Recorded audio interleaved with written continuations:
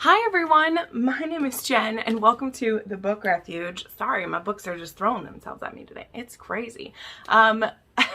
Welcome to another weekly reading wrap up, and this week I think it's week 10, which is the first week of March, and so wow, I'm so excited. There's been a lot of changes in the Book Refuge life here. I finally started my new job. I started that on Monday. Yay! And I was still able to do quite a bit of reading. We have 10 books to talk about today, and I have a lot of feelings about some of these said books. But first off, as usual, we got to start with our new channel members. We have 3 new members and 1 returning member. So happy to see that. Of course, remember, if at any time you need to take a break from being a channel member, I completely understand. I mean, it's a tough time out there. And also, I haven't had as much content lately to share, so I understand if that isn't, you know, if I'm not providing what you need, that's how it goes. Sorry, this shirt I'm playing with says book horror. Bree from In Love and Words sent this to me for my birthday, which is on March 18th, by the way. And I had seen this picture in an Instagram post, and I was like, bitch, where'd you get that shirt? And she was like, well, it's actually a homemade shirt. And I was like, ugh. And so she surprised me and sent me this. So you won't like see it in my video, but no, I'm a book whore, and you'll see my picture of it on Instagram. But I just cut it. So when you first cut it, you're like, you know, messing around with it and everything. So I'm like trying to get it where I want it, but I love it. I freaking love it. So anyway, let's welcome some new channel members. We have Stacy Apple, who joined at the Faded Friend level. Thank you so much for joining, Stacy. We have Book Addict, who rejoined, which is actually upgraded to the Faded Friend level. Sorry, reading all my things. That is absolutely amazing. Thank you so much. We also have Resolved 37. I don't have a name for that person, but they joined at the Romantic Renegade level. And then we have Lover of Romance rejoined. Thank you so much. That means so much to me. And then Let Me Be Lazy joined at the Sassy Supporter level. So just want to say, if any of you who I just named and you're watching this, number one, hello. Thank you so much. Please make sure that you have reached out to me and got your Discord benefits, because the next Faded Friend Hangout, which a couple of you are, is going to be next Saturday at noon Central Time. So if you're interested in joining that, make sure you get a hold of me so that we can get you as a part of that. So anyway, all right, enough of that. Thank you to my current and new new channel members. You mean so much to me. You really help support me during these transition times, and it just means so much to me that you would put your money where your mouth is and support me. So let's go ahead and dive into the 10 books I read this week. It was very exciting. There was a new release in there that I was really anticipated about, and some authors that I never read before. So let's go ahead and get started with the first book that I read was King of Wall Street by Louise. So this book came about to me when I did, because I think I shared this last week. Every like month or so, I go through the entire Audible Plus romance category and see if there's any new ones that have been added or taken away or things that I want. And I go through and just grab a bunch. And I found some that were dark romance and some that were contemporary romance and some that were like shorter reads, because I wanted some books that would be, you know, quicker to listen to, since I don't know how much I'll be able to read with my new job. So I was like, hey, let's go ahead and find these. And so this is the beginning of like a series that's about, you know, rich men and stuff like that. So this one, King of Wall Street, this is actually a enemies to lovers office romance as well as a neighbors romance. And so it's this girl who's getting a new job, and her boss is a real asshole about it because she's pretty. Like, he has a lot of chemistry with her, and he's like, I can't get distracted by this woman I'm working with. So kind of a shitty reason, and so I wasn't too sure how I was going to feel about this book. But there's some things that endear him to you. He's also a single dad who was never married before, so it was like a teen pregnancy or like a college thing, and like they stayed friends. Like, he's still friends with the woman he had a baby with, but they were never together. And so he has this teenage daughter that he's doing his best to be a dad, and he doesn't want any distractions. And then we have this girl who's supposed to be working on for him, and she actually has a really famous father, and her father didn't let her be a part of their business because she was the girl. And so she has kind of like joined another company who doesn't know who she is. But it turns out that her father is a client that he's been trying to get for a really long time. And so once he starts to pay attention to her, not knowing who she is, she thinks that he's paying attention to her because of this. Then, to just add some tension to it, it turns out that they're actually neighbors a floor apart. And I can't remember what it is. I think she has a noise complaint about him. And first she runs into him in the gym at their apartment, and he's like, oh my God, I can't even escape this woman at my home.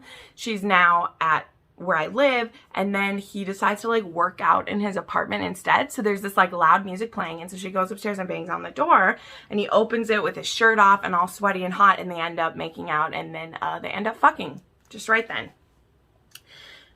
And then he finds out who she is and like what this relationship is. So anyway, this was just like really cute. It was pretty sexy and it went pretty fast, but it did have like, and it wasn't like too angsty. His reason for not liking her was kind of an asshole reason. Like, I don't want to spend time with this colleague because she's hot and I can't have feelings for her. And I'm like, dude, keep it in your pants, which I'll tell you, he does not keep it in his pants at all. That's the romance. But anyway, I did end up giving this one 4 stars, and I'm glad that I did, because later on you'll see I'll talk about another book in this series, and this one was definitely 4 stars. And I have downloaded, because all 5 books in the series are in a Kindle Unlimited pack, and then all 5 of the books are on Audible Plus, so you can find these this way. And it has some narrators I really like, so I'm excited to read more in the series. Then I continued my Pam Godwin saga, and yes guys, I did order the hardcovers. The hardcover for the first 3 isn't here yet, but I ended up getting the second one in. So this is the hardcover. I just had to have it. Like, not very many self-pub books have hardcover, and actually when you take it off, it still has stuff on it. It's fucking beautiful. It's just like really well formatted too. It's so pretty. So I end up reading Devastate, Take, and Manipulate, and we'll go through the setup of each of them just a little bit. But this is, you know, in case you didn't see last week's, this is probably one of the darkest series I've ever read. Deals with sex trafficking, so things that go along with that: rape, assault, non-consensual things, being in really dark areas. There is drug use, there is torture, there is, in one of the books, there's actually a scene of like pedophilia that I'm going to explain the context of. Not done, obviously not done by any of the heroes, because they wouldn't be a hero if they did that. But Pam Godwin does not shy away from showing the vileness of what these freedom fighters are trying to do. So in case you didn't know, in case you didn't watch last week, the first 3 books in this series are really kind of setting up this 9-book series. And they're about, you know, these 2 people who did a lot of the capturing and training of these certain slaves. Now, in the present time, that slave ring has been busted up. The people who used to help capture now help rescue. And so these 9 slaves, they fight back. And so they're called the freedom fighters. And they go into some of the darkest, scariest places to rescue other people who've been human trafficked.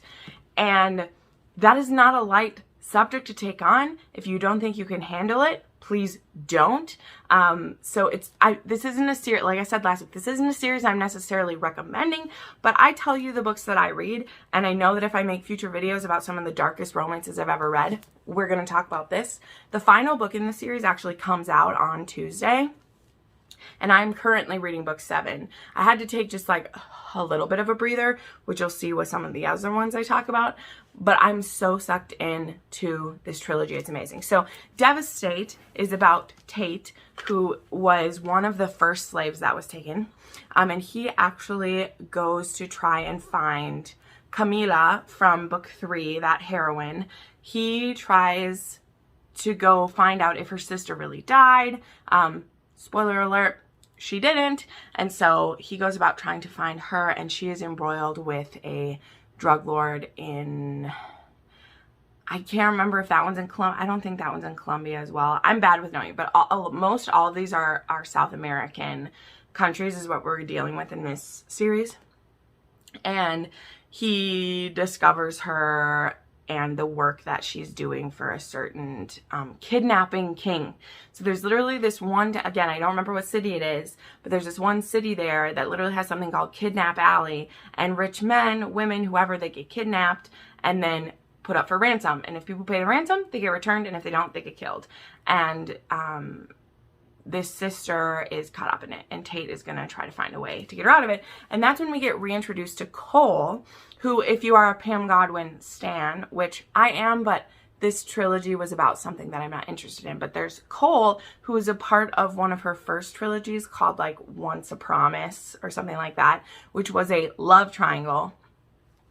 And Cole, he is an ex-military operative, and now he helps find people for a fee. And so Tate has kind of partnered up with Cole to help him find it. And so Van from book 1 and 2, he actually goes with to help because he feels like he owes them all something. And so he actually agrees to go with to help, which is amazing. Like, I love Van. He is such a complex character, and the things that he's been through and the things that he's done to the people in the series and how they learn to trust him again and like rely on him in some aspects it's a total mind fuck, but it's fascinating.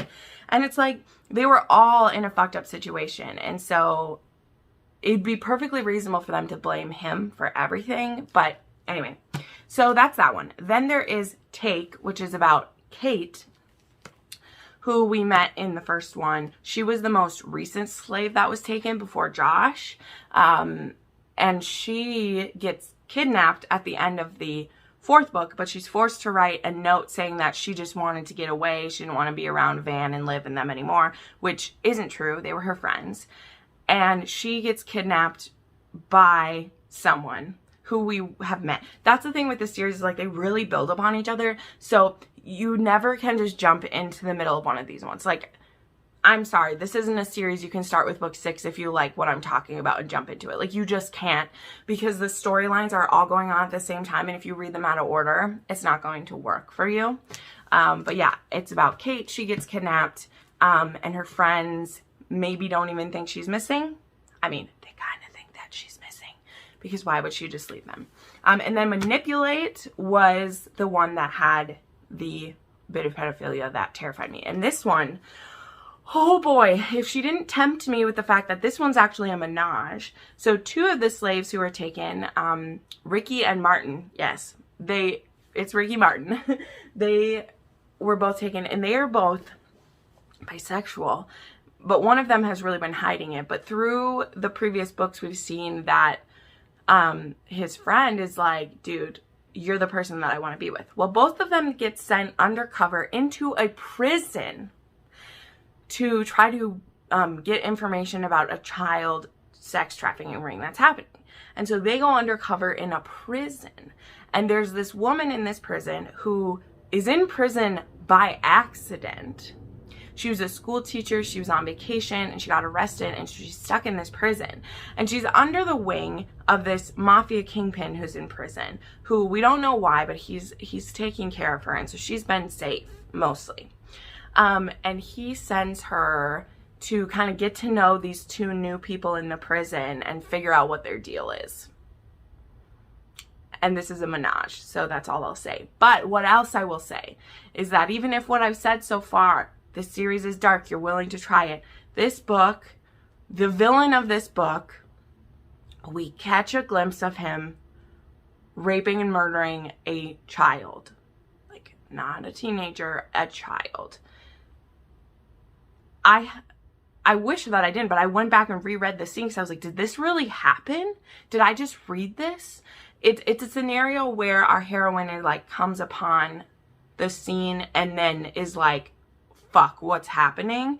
But it's very clear what's happening. So if you are interested in this series, but you're like, I don't want to see that, I would be happy to tell you what pages it's on if you want to just skip that page and not have to read it.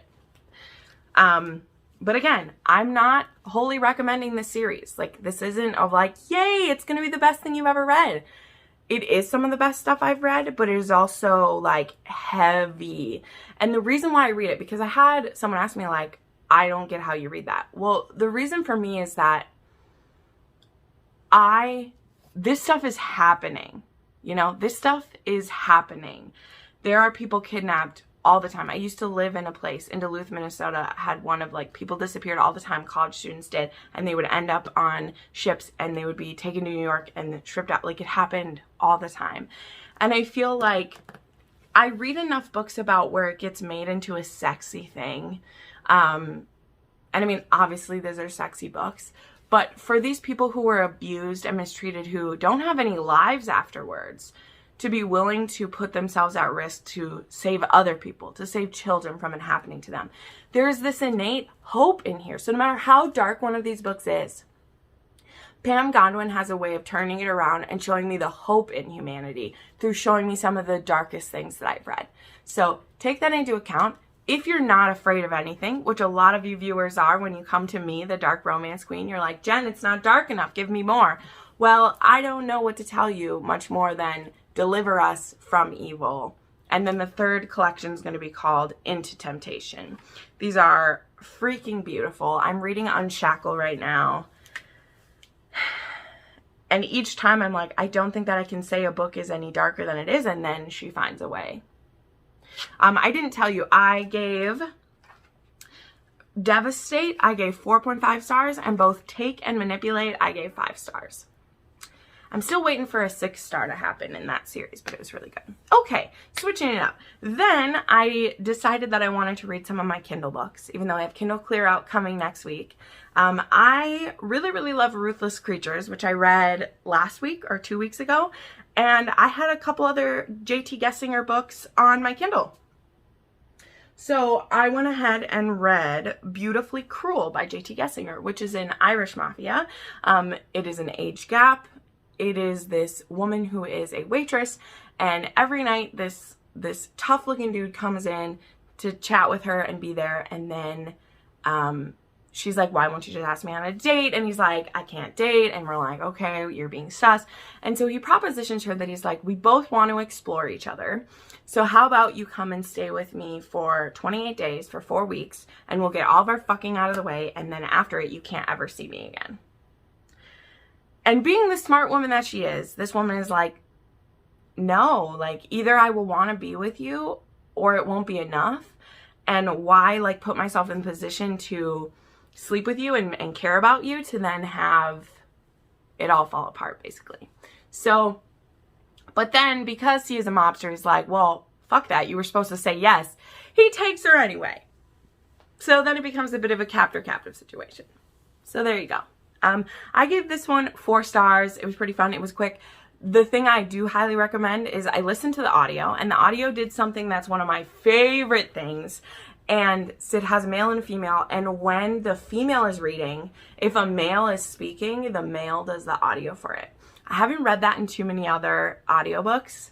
And I'm glad they did, because this is Irish mafia, so most of the men have accents. And something that can throw me out of a book so much is when someone tries to do the accent of the other person and they just totally fuck it up. And I thought this one was done very well by having the hero do that. So I gave this 4 stars. This was great. All right. Then I read Park Avenue Prince by Louise Bay. So this was the next one in that series I mentioned at the beginning. And this one only got 3 stars from me. And I'll tell you why. This one had a trope that I just can't handle. And I think it's just been because I've read too much of it lately. Like in this contemporary, it did the thing that I don't like when historicals heroes do. And we did it in contemporary. So anyway, this is these two. She is an art procurer, like an artist. She has this place, and he is a made man, basically. Like not made man in the mafia sense, but like he made his own fortune. He came up from foster care, and he's this businessman. And so he wants to buy fancy art. And her and him, they kind of have, she has like bad thoughts about him. She's kind of a bitch to him because she thinks that he's this pretentious guy when really like all of it is kind of a like facade. Not a facade because he is wealthy, but like he didn't grow up that way. And she's someone who's like ran from her wealth. Like her parents are both very wealthy, but they don't seem happy to her. And so like she started her business on her own. Like she didn't ask for any help from her family. And so this guy has the hots for her and he really wants her. And she's just like, I don't have any time for this kind of guy. But as he woos her, whatever, it's cute. It's great. That part was fun. The problem came in the darkest moment. So this is a guy who he's lost a lot of people in his life. He ended up being an orphan and had to go into the system when he was in his teens. So he really knew what he lost. There's a situation in this book where our heroine gets hurt and he decides that he's the one who's a curse. And so he's really cruel to her and shuts her down and is like, I don't have any room for you in my life, because basically it's his thing is like, I'm the reason this accident happened to you. And he cold shoulders her. And I was so fucking pissed. God. I just hate that so much. Like, she really needs him because she is hurt and he just completely cuts her off because, like, it's what's best for you. I'm a disease. Like, I'm the reason you got hurt. And it's like, no, you fucking aren't. Like, you're not that powerful. Accidents happen. And you look like a fucking douche nozzle because she's in pain and you just bailed. No. No. So I gave that 3-star. Probably should have gave it less, but them falling in love was cute. But it's like, no. All right, then a new release came out. Guys, this one, kick back. The Boy on the Bridge by Sam Mariano came out, which I think it released a couple days earlier, a day early or something. And I was really looking forward to this. So I didn't read the bully anthology that this started in. So the first part of this book, because it's split into 2 parts, and the first part was in the bully anthology. And then she promised, she's like, this couple, Hunter and I can't remember the girl's name, I'm going to write them a full story. So I was like, hell yeah. So this came out on like Tuesday or Wednesday, I can't remember, which I've started my new job. So I started it on my lunch break and I was like, oh my gosh, I'm going to dive in. This is what I'm going to read tonight. I didn't have to work out or do anything extra that night. So I got home and guys, first off, this book was 750 pages. Holy fuck, it was long. And it also wasn't that much of a bully romance. And also, the reason that the hero was being a bully was, like, so fucked up. Like, why are you bullying this girl? And this girl, like, almost sympathized with him bullying her. And, like, I talked with Tiffany about this because she also read it, like, the day it came out. And we were just kind of, like, dumbfounded by this book. Because Hunter, I was trying really hard not to compare him to Carter, right? Because it was like, no one's ever touched Carter Mahoney for the like, I don't even like bully romances, and I like him. Because that book really also wasn't about the bully part, it was about him being a psychopath alpha. Now, Hunter is too nice to fully be that, but he also does some shitty things, but then immediately is sorry that he did them. And then there's a certain thing in this story that he doesn't do, but he says he did to see if the heroine will still love him. And then we don't find out until the last 5 pages of the book that he lied about doing the thing. I know that was sufficiently vague, but I don't want to do like a spoiler warning for this because the book just came out. There were parts of this book that were great. There's this one part involving a guy named Sherlock that I was like, oh, Sam, please give it to me. And then there was moments of like really sweetness. I loved the connection. That's the thing. The part of this book that was the first part, which was when they were young teens, they were 14 and 15, and then, or they're both 14, and then we see them when they're 18. I loved them as young teens, really. And I don't like that much these days. And I was like, oh, this is great. But it had too much of the high school stuff in it. I don't really like high school bully romances. And the reason why I loved Untouchable so much is that we didn't spend as much time in the high school. You know, like we were in high school because it's a vehicle for why Zoe can't get away. Whereas this one, like, our heroine has a really great mom and a possible stepdad who, if she would have explained what was happening, would have helped her. she doesn't have absentee parents. And so I just don't know what happened. Like, this book, Sam Mariano, I love most everything I've read by her. I've had a great time with it.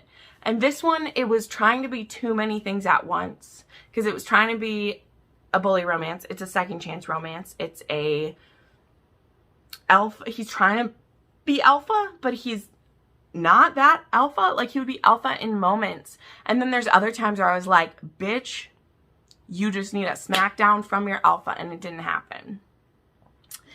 And so I just ended up being unsatisfied that this was 750 pages, and that's what I got out of it. Because I'll tell you, like, if it had been a little better written, I've read books by Sam Mariano that are that long, and they fly by in a blink. And this one just did not do that. However, she does set up some future books quite well. We do get some cameos from other characters we love if you've read other books by her. She says in her author's note there's a book called Unbeatable that's going to be coming out that will possibly, I think, have Carter and Zoe, like, as, like, friends of this character, because it's about this character that we've met in Untouchable. Also, I want her to give a book to Sherlock, who was way more alpha and way more exciting to me than Hunter was, and Sherlock isn't on very many pages. So I think what it all comes down to is most romances for me, it's about the hero, because I am a straight woman, and so I can fall for a heroine. Like, man, can I fall for a heroine? But I fall for the heroes the most. And Hunter, he was cruel in some parts and then just wussy in other parts, and it didn't work for me. So this one got a 4-star, but it got a 4-star mostly because I love Sam Mariano, and there were parts of it that were exciting, but this could have been 150 pages less, and it could have, like, this relationship needed to be done with more finesse than this one was. So I'm not going to pull my punches just because it's an author I love, because I'm not going to lie too, I had high hopes because I've loved Sam Mariano books, and this just didn't work for me. So then I read Giovanni by Natasha Knight. This is another book that I got off of Audible Plus. I read Killian last week, and so this one is, I think it's his brother. And this is another one of a girl's brother fucks up and gets her kidnapped by Giovanni, and she's been someone who's been in hiding, and now that he's found her, other people are going to find her, and so there's a captor-captive situation where he wants to use her to lure out her brother, and she just wants nothing to do with that, but they have this crazy chemistry. This one definitely has trigger warnings for rape and assault, and past trauma due to those things, so keep that in mind. Then I read Mr. Vega by Xyla Turner. I gave Giovanni 4 stars, by the way.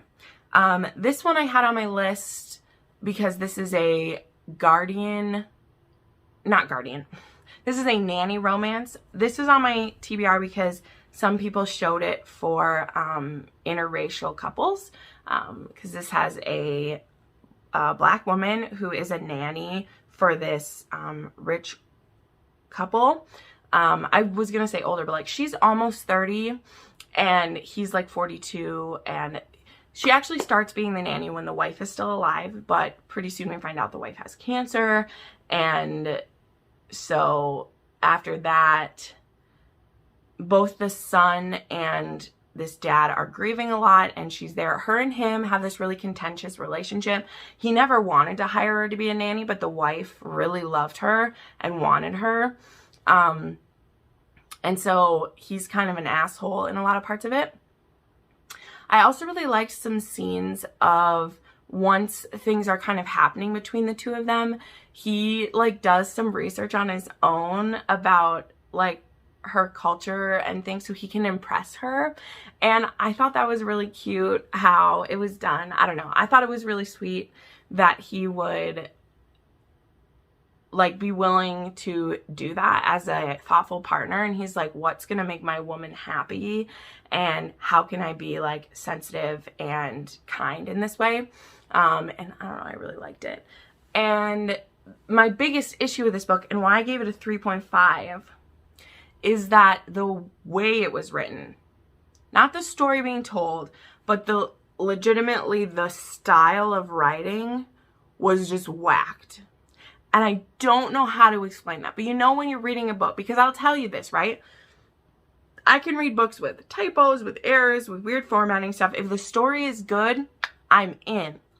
But this story wasn't, you know, it had a really long, slow burn, as it should for the story we're telling. Like, I knew it was going to be a slow burn for that, because this wasn't a cheating story. This was his wife died, and he's trying to get over it. Like, you're not going to be over it that quickly. But I started to notice a lot of the flaws. And I talked with my friend Jessin, who also like DNF, like I finished the book, but she had DNF'd it at one point, and she's like, oh yeah, I remember what you're talking about, because it threw me out of the story. And so I just want to let you know that.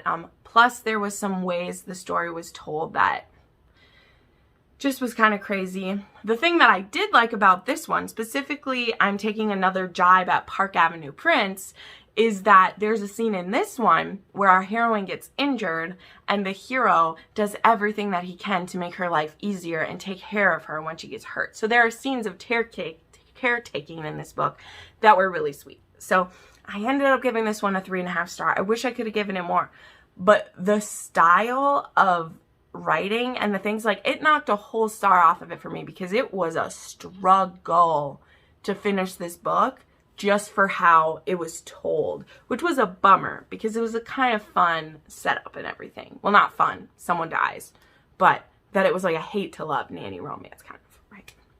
And then the last one I want to talk about, just finished this last night. I finished A Rogue's Proposal by Stephanie Lauren. This is book 4 in the Sinster series. This was about Demon and Felicity, or Flick as she's called.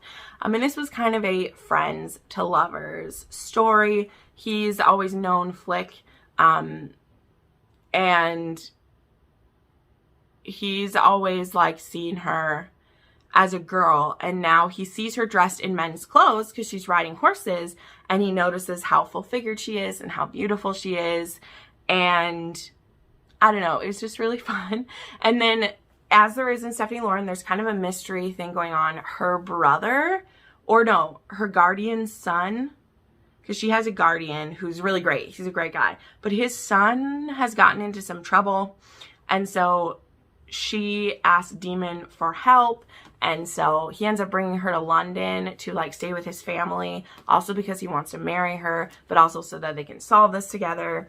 And so this one was a bit slower moving for me, and part of it might be is that I didn't get to listen to it straight through the way I did with the other two or the other three, so sometimes that can detract a little bit from it. Also, these two just played Ring Around the Rosie more than the other couples did even, and it was just, they also were the clearest that like they wanted to marry each other soonest, and still played Ring Around the Rosie the longest, so I don't know. But it's still so greatly written, and the story is just so much fun, and I'm reading the next one right now, and I can't wait. So this was a 4-star read.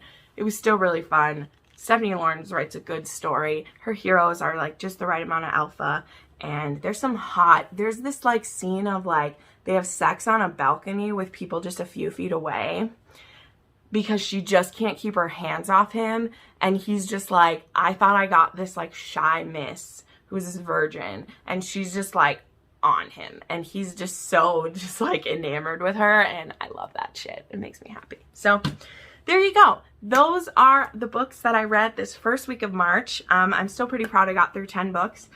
Next weekend we'll be starting the Kindle Clear Out. Make sure you check out my announcement video about that. I will be having a TBR go up in just a couple days, so make sure you check that out. And yeah, thank you so much for watching. Thank you to the new channel members. If you're interested in becoming a channel member, make sure you check out the link in the description. And yeah, you can watch some more videos and recommendations right now. Bye.